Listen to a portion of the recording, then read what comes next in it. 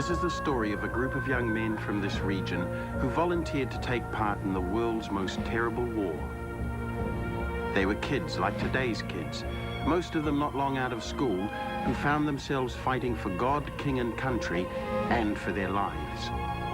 Where did they go? What did they do? And what was it like?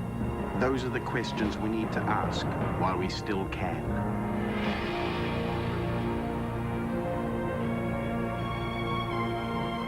In 1939, Britain and France declared war on Nazi Germany. New Zealand joined Britain without hesitation. Maori leaders like R.I.P decided that Maori would contribute a battalion to the war effort, about 1,000 men at any one time, every one of them a volunteer. The battalion was made up of 5 companies. Rotorua, Hauraki, Coromandel, Bay of Plenty and Taupo men went to B Company.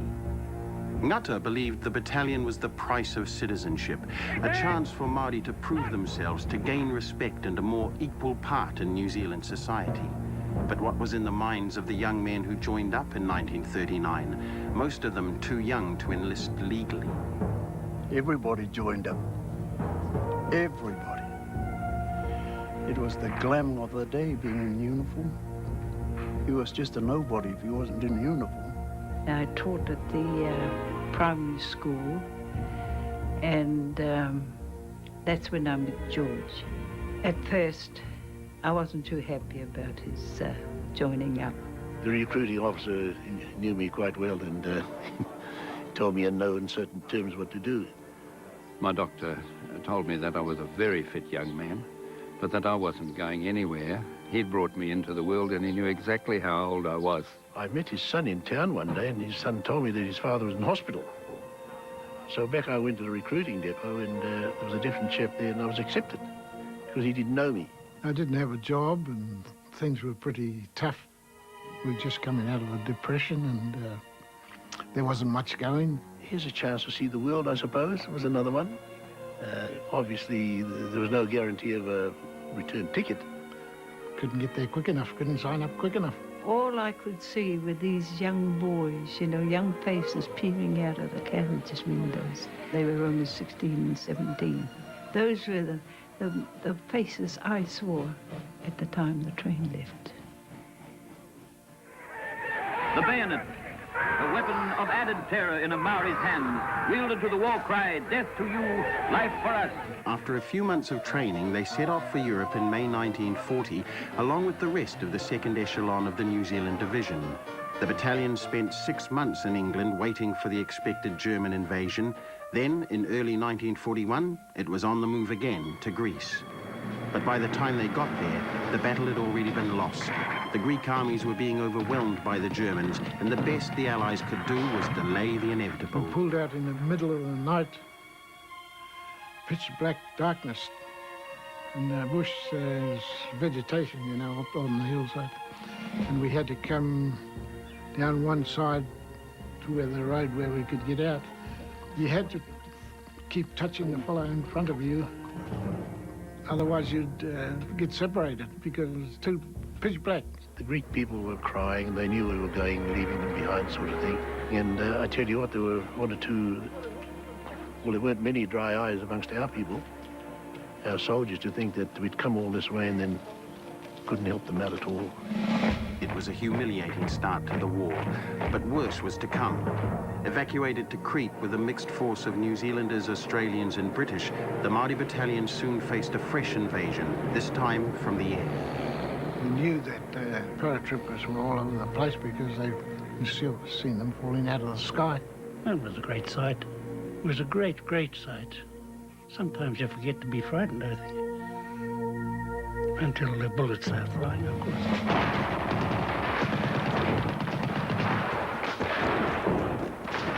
The German objective, the airfield at Malamé. If they could take it, they could take the island. On the first night of battle, B Company was chosen to help the counterattack. 2 of these parachutists sprung up in front of me, about 20 meters away, put their hands up, comrade, comrade. And of course, I just waited there, and the next thing they dropped down on the ground and started firing. And I got hit in the ear, and my eye hit in the chest here. By the time B Company got to their objective, the attack had been called off. Another attack the next night also ground to a halt. The airfield was in German hands and Crete was lost. The battalion retreated. All wounded were going to be left behind, and they were all making their way back, you know. So I just kept going as long as I could. We arrived in Suda Bay at a place called 42nd Street, and I think that's when the worm finally turned, I think, because they'd pursued us all through the night. We lined up there, and Rongiroa said to me to go down the line and warn everybody that as soon as he heard the whistle, we were to charge, fixed bayonets and charge. There was a moment's hesitation, and then this chap jumped up and started to do the haka. And then away we went. And yelling and screaming, and you'd hear the same cry all down the different lines. You see a couple hundred guys coming at you with a bayonet about 2 feet long, and they just turned and ran. It was one of the ugliest scenes I've ever seen in my life, I've ever witnessed, was the bayoneting of men, and quite frankly, I couldn't eat for a while after that. All part of the business. Kill or be killed, that's all there is to it. I think it also meant that, for once, we started to believe we could beat these guys. We were every bit as good as they were. But that bravery came at a cost. For Boise, it was the loss of his own brother Joe. When they'd run their course and had come back, this cousin of mine I just mentioned had died. He says Joe had it. Joe's had it. There was a moment of sadness, undoubtedly. Yes, it was. But other than, I can't dwell on it. For the Stewart family, their eldest son, Horton. He was one of the first. And the whole town was shocked when he was killed because he was very popular. Mum and I were sitting in the kitchen, and Mum had received a letter from Horton, which was the last letter she ever got from him. And Horton was very fond of fantail. Fantail was his favourite bird. And Mum and I were sitting at the table, and she was reading its letter. And this fantail flew in and sat on Mum's hand and started chirping. The shock to my father when he was handed this notification that Horton had been killed was quite devastating, of course. The battalion continued its retreat south over the mountains to Sfakia. And while we were down there on the beach waiting for the ship, we were bombed and bombed. It was just one big cloud of dust all around us. And they took us all out to the ship in darkness. And to get up on the ship, you had to climb up these rope ladders like a net, you know. And of course I was with one arm in a sling and struggling to get to the next run, you know. So found a place on the deck there, and I laid there all the way back to Egypt. Battered and exhausted, the battalion arrived in Egypt. Now it had to get used to a new kind of war, the highly mobile fighting of the wide open spaces of North Africa.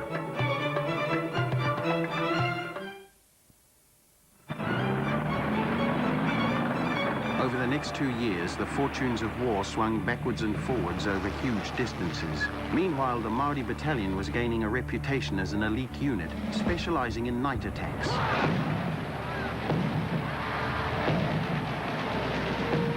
Most of ours were done in the night, in the dark. We consider it too dangerous during the day, during daylight.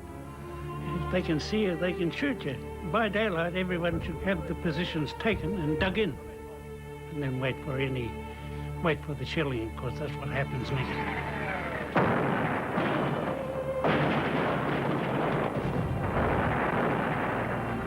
Because the Germans used to glide in, apparently. You never heard them, and all of a sudden they'd come out through with the sun. Come up, and then of course they'd open fire, and I couldn't go far because I was getting out of the truck, so I dived under the wheel of the truck, of the diff. And while I was lying there, and the shell down, and hand face full of sand. And another one of the drivers had found a bit of a trench there, and he dived in there. And when he got it up and he looked around, there was a flat bit of shrapnel there, quite bigger than his hand. When it cooled down, we had a look on it, and it had Joe, and that was his name, Joseph. We were in the one slit trench, just enough for 3 of us to fit in. A grenade landed on the back of our trench, and when the grenade exploded, it blew a hole through the back of George Hall's head, and a hole in Tata's shoulder blade. I don't know, it was very sad. Everybody had a turn. My father had 2 nephews die overseas, George Hall and Darky Hall. Right in the middle, 2 killed on one side and 1 badly wounded on the other side. And how I got out of it, I don't know. The biggest tragedy of the lot was being over here with all the people living here and the postman coming, and everybody came out here and waited. Whose turn was it now? Dad and I were working in the vegetable garden. I happened to look up and I saw Mr. Maxwell, and unthinkingly I said to my father, "Oh, there's Mr. Maxwell." Now, my dad continued to work on, but I realized that he was actually watching. Mr. Maxwell had come only as far as the entrance to the property. So my dad went down to meet him, and my first realization that one of the boys, and I thought of Don first and foremost, had been killed, was when it was obvious that the 2 of them had broken down. Don Stewart, whose elder brother Horton had been killed on Crete, found himself commanding his younger brother, Robert. Don had particularly designated jobs for Robert to do to keep him from behind him out of the back line. And he had deliberately sent him with 5 Italian prisoners out of that area. Robert was killed by a shell which landed right alongside him, and the information we had was that your son, your brother, has no known grave, only a name on the memorial gates at El Alamein. When he was told about Robert, he just wouldn't believe him. He said, "No, couldn't. I sent him out of it." It was terrible here when the Hort was killed, and then Robert, and sort of left a big gap in our family. After the Battle of El Alamein, the Afrika Korps and the Italians retreated westward. Further west, the Americans had landed. The trap was closing. But even when victory looked inevitable, the fighting was still deadly. I got wounded on Medellin there with artillery fire. Killed quite a few of us. We were just laying in the flat desert, down like this, and the shells were coming over. You couldn't do nothing. I just laid there, lay in hope. And that's why I got hit in there, in the arm, that one there, and then a few minutes later, I got hit in the hip. In April 1943, the last battle of the African campaign was fought in Tunisia. In the middle of the battlefield was a strategic village crammed with crack Italian troops, perched on a bluff that dominated the plain, Takruna. While most of the battalion was pinned down, a party of 12 men led by Lance Sergeant Hane Manahi set off up the cliff. In an extraordinary feat of heroism, they held the summit under fierce counterattacks until the Italians finally surrendered the next day. And then I climbed up the side of Takruna and climbed up onto the first escarpment on top. That's when I ran into Hane Manahi. He said to me, "How the hell did you get here?" And he had 4 prisoners, Italians, and a wounded New Zealander. He said to me, "Oh, you better go back down and take these prisoners and make them carry this fellow." Okay, then. And that's the last I saw of Takruna. The order came on my trucks to go up tonight and pick up the dead. We dug these little graves, you see, and I saw this big heap of rocks, white sort of rocks they were using for the road, crunching them. So I said, "Hang on," I said, "we'll go get those rocks and we'll make a fence round." And we made this little cemetery. The war in Africa was won. The battalion returned to Cairo, and most of the 39ers, veterans of Greece, Crete and the desert, went home on furlough. For those who came back here from the war, fitting in was almost as hard as fighting. But the boys never ever spoke about the experiences. I think they used to go to the RSA to talk about it. They would never talk about anything that, you know, that happened, anything, a lot of the bad things that happened, you know. When they came back and to their own homes, their own maraes and whatnot, I think the glory, if there was glory there, soon wore off. I know Don himself was still suffering. He never would admit it, but I know he was suffering nerves and nightmares, things like that. In his case, a guilty conscience about Robert terrorised him quite a bit. But despite the horror of the war, there was never any shortage of volunteers. These reinforcements for the famous Maori Battalion that has won imperishable glory in the Middle East. For every man killed, wounded, made prisoner or returned, there was always another to take his place. By mid-1943, the war in Europe was about to begin again.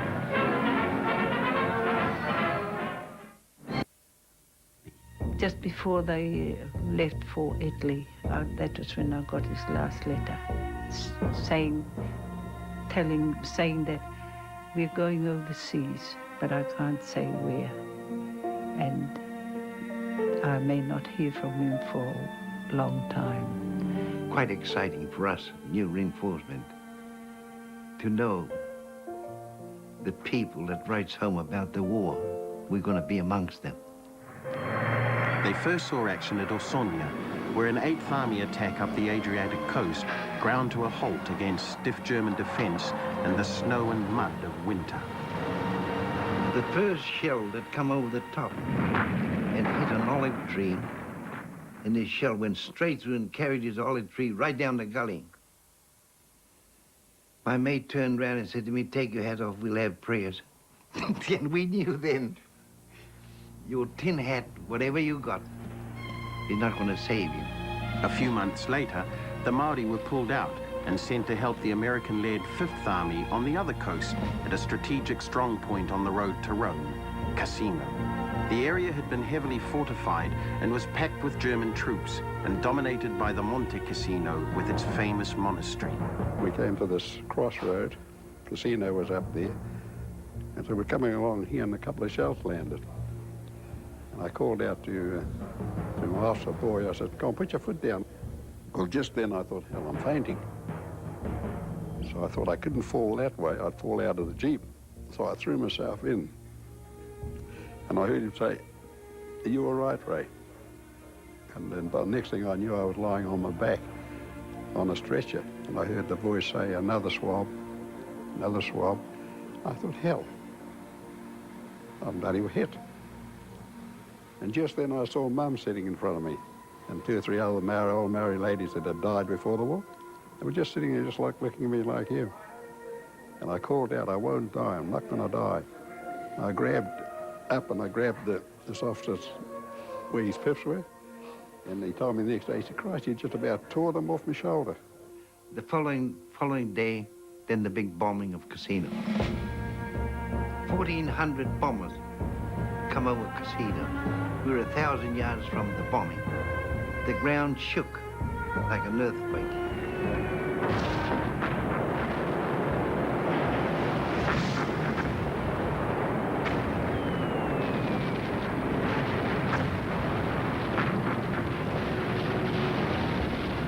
Then we went in, the big push went in.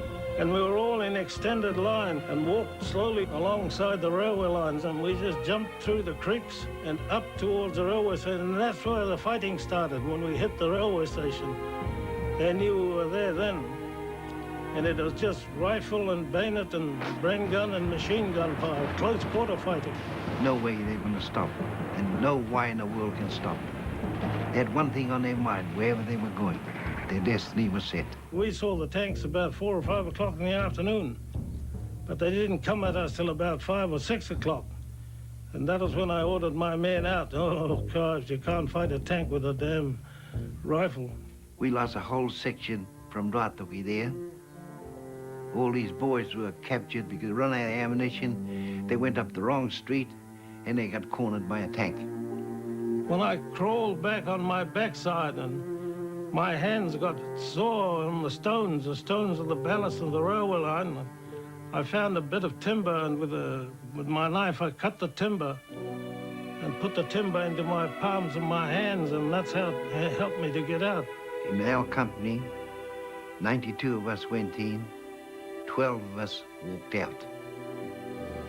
Back home, Maori communities were devastated. It was one long funeral. You wouldn't go home when somebody else's son had died. You'd have to come back again, eh? You know, you shared your grief with them. Each family. You just lived here continuous, more or less. You did get a break sometimes, and you'd go off to some other marae. I got a telegram from the War Office the day after he died, just saying that he'd been killed in action on the 18th of February, 1944. And, of course, condolences and that. Spring 1944. The end was coming, but slowly. Polish troops took Cassino. The Americans marched into Rome. The battalion crawled up the east coast of Italy for the final push in the winter and spring of 1945. Just before we got into this town, we came across women and children just lying there, so they were asleep. They were dead. A little bit further on, the dead Germans. You didn't worry about them. This is what you see when you eventually take the town. And that was the part that I never forgot, is the women and children. Finally, in April of 1945, it happened. The German armies crumbled. In early May, Germany surrendered. The war in Europe was over. The boys were coming home. They brought back with them a reputation as warriors that has lasted ever since.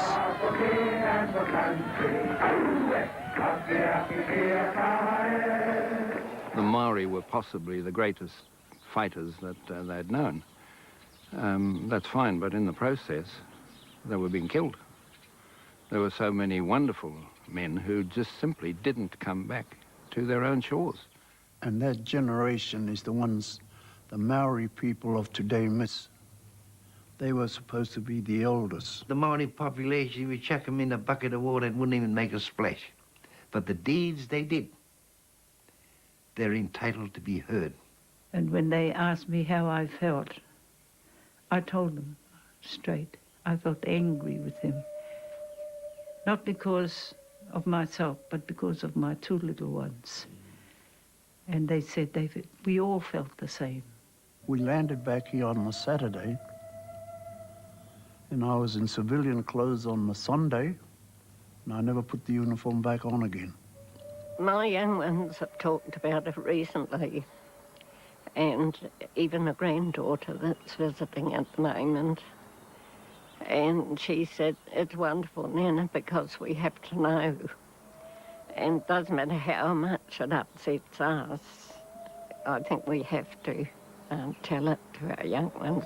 I get lonely sometimes because I look around and there's the others. There's nobody of my age group to talk to. I get a bit lonely, but by the same token, I'm in no hurry to join them. 3 years or so active service, and that, you know, it wasn't too bad. Some people affected more than others. I was able to cope with it. I don't think you'll ever get over it. I mean, at odd moments, odd times, these things just flood back and then disappear, but they always come back.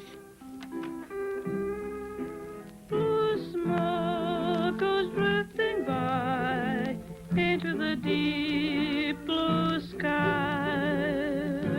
When I think of home, I sadly sigh.